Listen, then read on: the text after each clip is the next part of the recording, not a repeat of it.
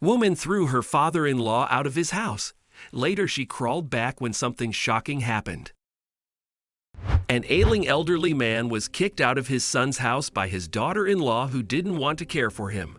However, she came crawling back when something surprising happened.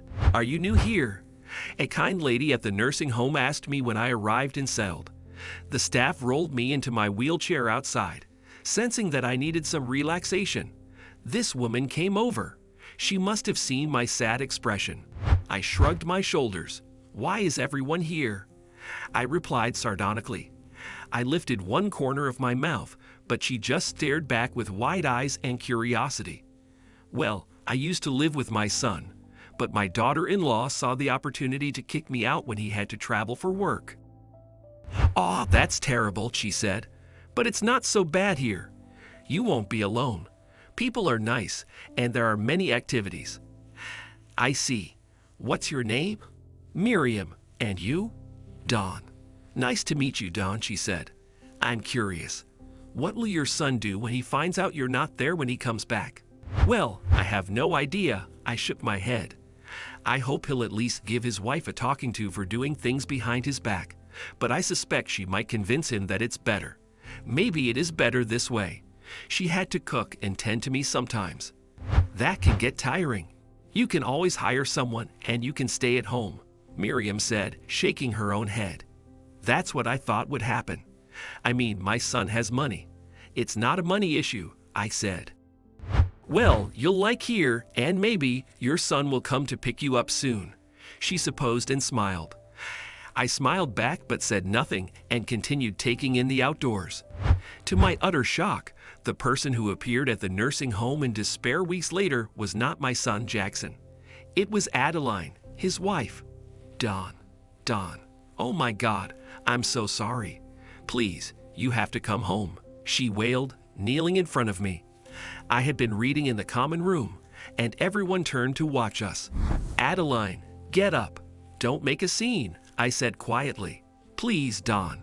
Jackson kicked me out, and no one else would offer me a place to stay. Everyone was so busy with their lives to even think about me, and my husband would not let me back into the house. Adeline was sobbing on my knee. "Well, I know what that feels like," I muttered, the sarcasm evident in my tone. I know, I was horrible to you. Please, you have to come back with us. I'll do anything. I'll care for you. I won't be so selfish again. I hate myself, but I don't want my husband or you to hate me. Please, I'm so sorry. Please, will you help me?" Adeline begged, her tearful eyes staring up at me.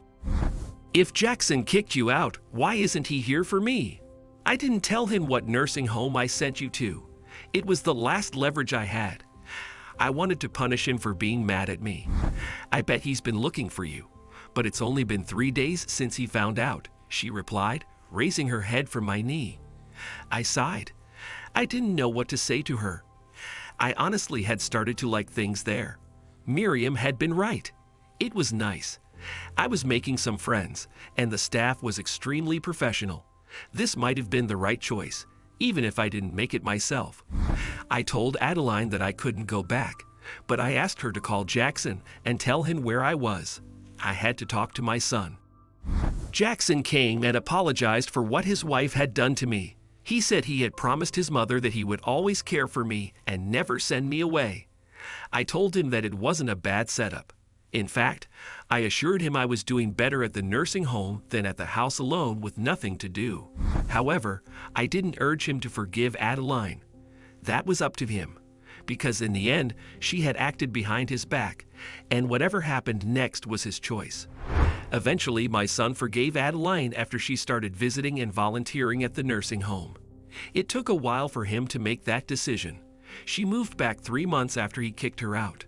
Because I decided to stay in the nursing home, I found myself doing much better.